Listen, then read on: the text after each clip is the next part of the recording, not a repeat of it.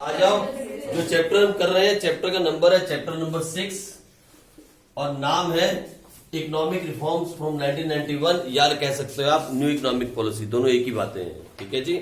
मैंने आपको कहा कि रिफॉर्म्स की जरूरत इसलिए पड़ी, इसके दो बड़े कारण थे। पहला कारण ये जो फॉरेन एक्सचेंज रिजर्व था वो सिर्फ 14 दिन का बचा था, और दूसरा बड़ा कारण ये जो डेफिसिट फाइनेंसिंग थी वो बढ़ती जा रही थी। फिर मैंने आपको ये भी बताया what is the meaning of deficit financing, यानी जब गवर्नमेंट का खर्चा ज्यादा हो और गवर्नमेंट की इनकम कम हो तो खर्चों को पूरा करने के लिए गवर्नमेंट को लोन लेना पड़ता है। उस लोन को कहा जाता है डेफिसिट फाइनेंसिंग। आई बात समझ में? जैसे जैसे गवर्नमेंट की डेफिसिट फाइनेंसिंग बढ़ रही थी और उधर से हमारे पास रिजर्व घटता चला जा रहा था, इन दो कारणों की वजह से हमारे को रिफॉर्म्स लाने पड़े। लेकिन जब हम लोन के लिए पैसा मांगने गए तो हमें मिला 7 बिलियन यूएस डॉलर का लोन। कौन से बैंक से? वर्ल्ड बैंक से।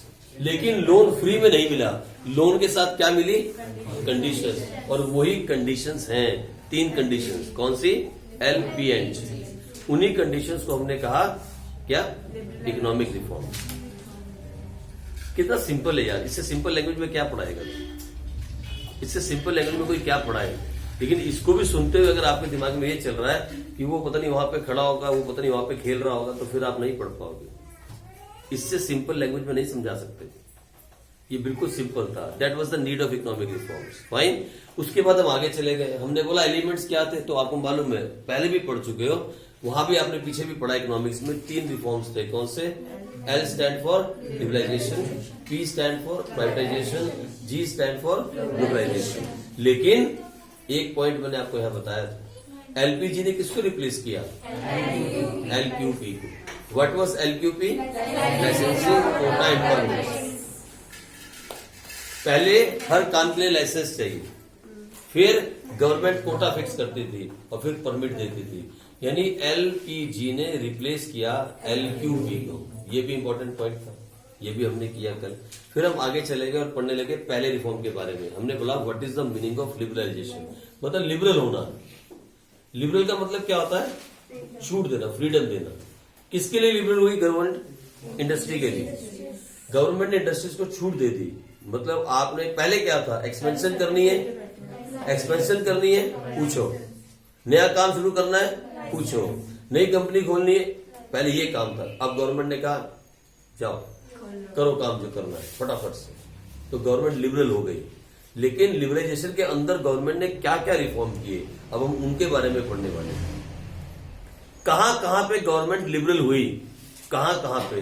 तो सबसे पहला कौन सा है? Industrial sector reforms. लिखो इसके अंदर। ये एक ही रिफॉर्म में पढ़ रहे हैं, सब एल के अंदर आएंगे, सारे के सारे एल के अंदर, ठीक है जी। Industrial sector reforms.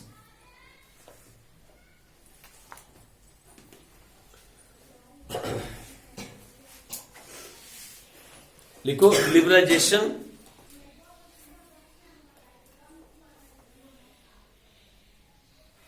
virtually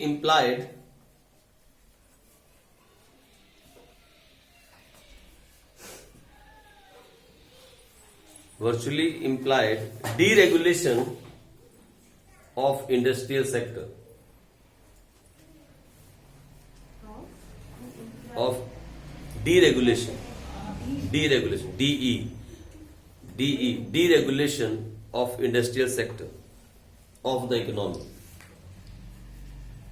देखो, जब कोई चीज रूल्स के अंदर बनती है ना, उसे बोलते हैं रेगुलेशन, और जब रूल्स को तोड़ दिया जाए तो क्या बोलते हैं? डीरेगुलेशन। ठीक है जी। मतलब जो भी रूल्स थे सब हटा दिए गए। क्या कर दिया गया? डीरेगुलेट। इससे हम क्या बोल सकते हैं? D licensing.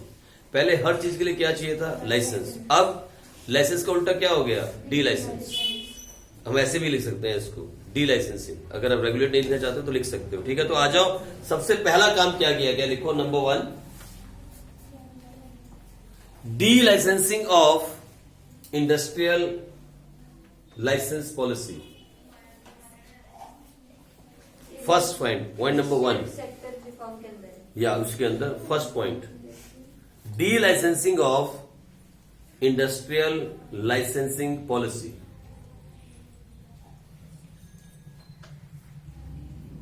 समझ आएगी line? De licensing of industrial licensing policy. ठीक है, आप सिर्फ डी लाइसेंसिंग भी लिख सकते हो जब वो पेपर में आ जाए। अगर पूरा नहीं लिखना चाहते तो आप लिख देना पॉइंट नंबर 1 डी लाइसेंस, तब भी काम चलेगा। लेकिन उसके अंदर लिखो क्या हुआ। इन जुलाई 1991, अच्छा अब देखो कब आई थी एलपीजी पॉलिसी, जुलाई लिखा गया ना। इन जुलाई 1991 a new policy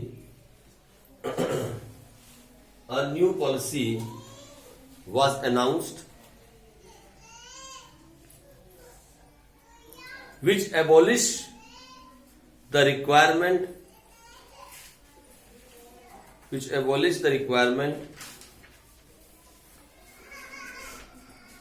of license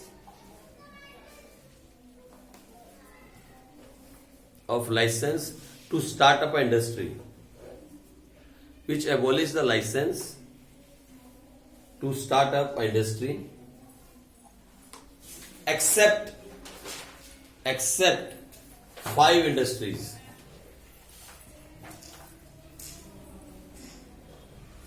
सिर्फ 5 कंपनियों को छोड़ के बाकी सब कंपनियों के लिए शुरू करने से पहले लाइसेंस को हटा दिया गया। फ्रॉम जुलाई 1991 सिर्फ 5 कंपनियों को छोड़ के बाकी किसी भी कंपनी को स्टार्ट करने से पहले लाइसेंस लेने की जरूरत अब नहीं थी। कब से? जुलाई ने। क्यों ऐसा हुआ? क्योंकि नई पॉलिसी आई। कौन सी? लिबरलाइजेशन। तो वो 5 कंपनियां कौन सी थी लिखो। सबसे पहले सिगरेट की कंपनियां, सिगरेट, हाँ जो सिगरेट बनाती है, यस, इनके लिए लाइसेंस लेने की जरूरत थी। सिगरेट वाली लिखो, हाँ सिगरेट लिखो, CIGARETTE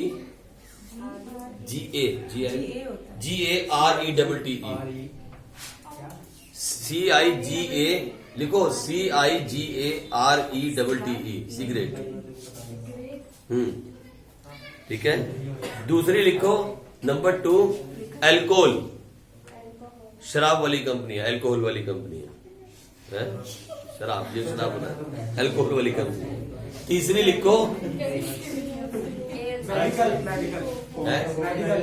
तीसरी लिखो defence equipment.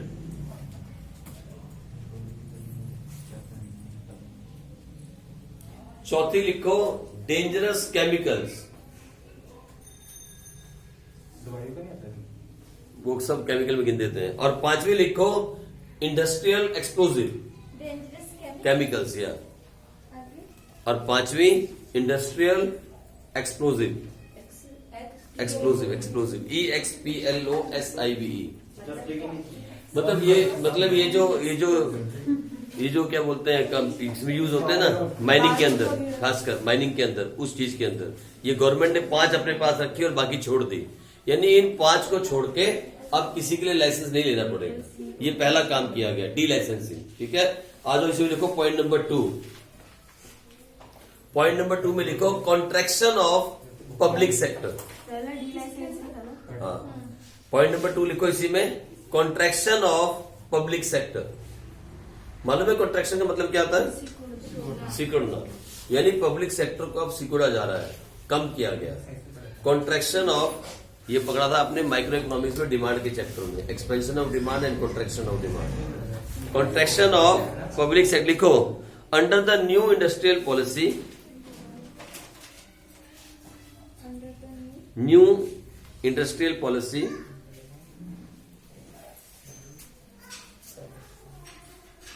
number of industries reserved for public sector, industries reserved for public sector was reduced from 17 to 8.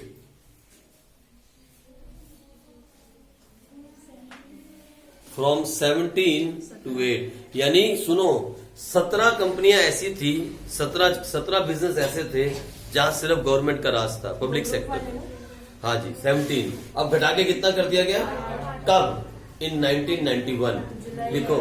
लिखो इन 1991। फ्रॉम 17 to 8, 17 से घटा के कितना कर दिया गया 8। कब लिखा इन, लिखो इन 1991। आगे लिखो इन 2011 एंड 12, 17 से 8। In 2011 and 12, the number of industries was reduced to 2। आई बात समझ में? इधर देखो, सुनो मेरी बात। इधर ये पॉलिसी आने से पहले, इकोनॉमिक रिफॉर्म आने से पहले 17 ऐसी कंपनियां थी जहां सिर्फ गवर्नमेंट जा सकती थी, पब्लिक सेक्टर। जैसे ही पॉलिसी आई 17 से घटा के कितना कर दिया गया, यानी जो पब्लिक सेक्टर है ना उसे सिकुड़ा जा रहा है, कम, उसकी पावर को कम किया जा रहा है। 17 से घटा के कहां किया गया, लेकिन 2011-12 आते तक कितना कर दिया, सिर्फ 2 कंपनियां। मालूम है कौन कौन सी? एक तो रेलवे, लिखो, एक तो रेलवे और दूसरा एटॉमिक एनर्जी। बस ये 2 जगह पे गवर्नमेंट का कंट्रोल रह गया।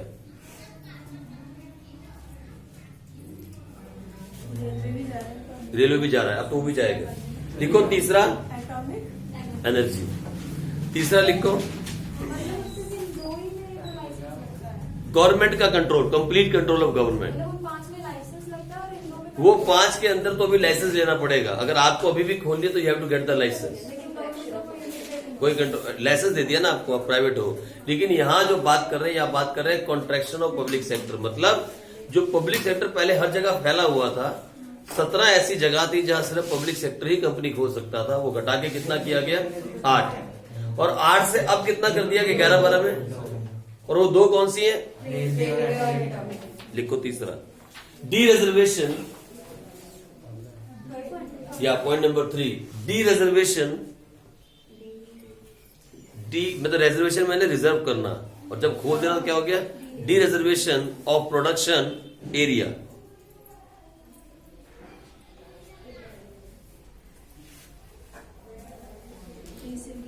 Many production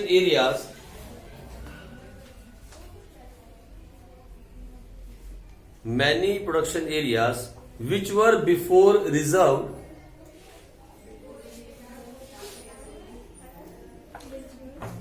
reserved for small scale industries were now de-reserved. Before reserved for SSI are now de-reserved. ठीक है जी। गवर्नमेंट ने पहले क्या किया था मालूम, जो छोटी कंपनियां थी उनको प्रोटेक्शन दी थी और उनके एरिया रिजर्व कर दिए थे कि यहां पे आप ही कर सकते हो प्रोडक्शन, आप वो डी रिजर्व कर दी, हटा दिया, यानी स्मॉल स्केल इंडस्ट्रीज को भी साइड कर दिया। ठीक है, आ जाओ लोगों, पॉइंट नंबर 4 जल्दी से। Expansion of production capacity, expansion of production capacity. अच्छा मुझे बताओ पहले क्या था? पहले अगर आपको एक्सपेंड करना है, ज्यादा प्रोड्यूस करो तो क्या चाहिए आपको? आप क्या कर दिया? Freedom, no licence required. मतलब जितना आप प्रोड्यूस करना चाहो उतना करो, जहां बेचना चाहो बेचो भैया, तुम्हारी मर्जी है, कोई लाइसेंस, जितनी मशीन, जितने कैपिटल गुड्स मंगवाने मंगवाओ, जो करना है करो, सिद्धि खत्म। तो लिखो फटाफट इस पॉइंट के अंदर, earlier production capacity was linked with licence. Earlier मैंने पहले की बात हो रही है, 91 से पहले की। Earlier production capacity was linked with licence, but now complete freedom was given. Complete freedom was given, किसको दी गई फ्रीडम बताओ? टू द प्रोड्यूसर, जो माल बना रहा है, to the producer. Complete freedom was given to the producer. किस चीज की freedom? For what to produce and how much to produce. लिखो, for what to produce and how much to produce. उसकी मर्जी है वो क्या बनाना चाहता है और कितना बनाना चाहता है, बस इलीगल काम नहीं करेगा। ठीक है जी, आ जाओ लास्ट पॉइंट लिखो, freedom to import capital goods. Last point, point number 5, freedom to import capital goods. लिख सकते हो ना। जैसे पहले लाइसेंस चाहिए नहीं, पहले क्या होता था, इंपोर्ट करने के लिए भी लाइसेंस, अभी भी इंपोर्ट लाइसेंस चाहिए होता है, आज भी अगर आपको इंपोर्ट करना है ना, आज भी 2020 की बात कर रहे हैं, you can not import without import licence and you can not export without licence. लेकिन अब ईज ऑफ डूइंग बिजनेस है, यानी जल्दी मिल जाएगा और कोई रिस्ट्रिक्शन नहीं है। बस आप इलीगल आइटम इंपोर्ट नहीं कर सकते। बाहर के देश से कुछ मंगवा रहे हो जो हमारे देश में लीगलाइज नहीं है, वो नहीं मंगवा सकते, है ना, कोई भी ऐसा आइटम। लेकिन बाकी कुछ भी मंगवा सकते हो, you will get a licence freely. पहले ऐसा नहीं था। पहले तो मशीन मंगवानी है ना, कोई मशीन, तो उसके लिए भी आपको जो है बहुत बड़ा लफड़ा था। कैपिटल गुड्स क्या होते हैं? Fix assets. Hello, capital goods क्या होते हैं? फिक्स असेट्स, यानी मशीन्स वगैरह, प्लांट मंगवाना है, मशीन मंगवानी है, ब्रॉयलर मंगवाना है, बहुत सारी चीजें हैं जो बाहर से आप लाते थे, वो मनाही थी पहले। अर्लियर इट वॉज बैंड और it was linked with the licence, but now you are free to import whatever you want to import, you can just import it. अब कोई बैन नहीं है। तो लिख लो एक लाइन और खत्म करो इस बात को जल्दी से। Earlier, the import of capital goods was linked with the license. Capital goods was linked with the license.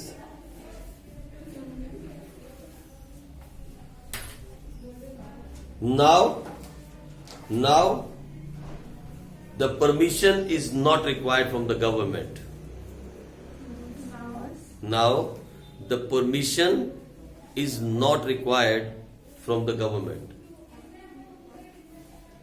अब यहां समझना बात को, उसने यही नहीं कहा लाइसेंस इज नॉट रिक्वायर्ड, समझ में आई? लाइसेंस तो आज भी चाहिए, है ना। लेकिन पहले क्या था कि मशीन मंगवानी है तो उसकी परमिशन लेनी है, इंपोर्ट लाइसेंस तो लेना ही लेना है। मशीन के लिए भी क्या चाहिए? परमिशन अलग से चाहिए।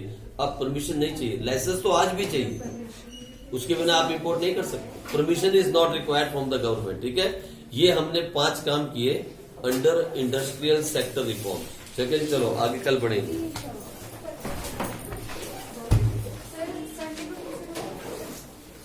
देखेंगे।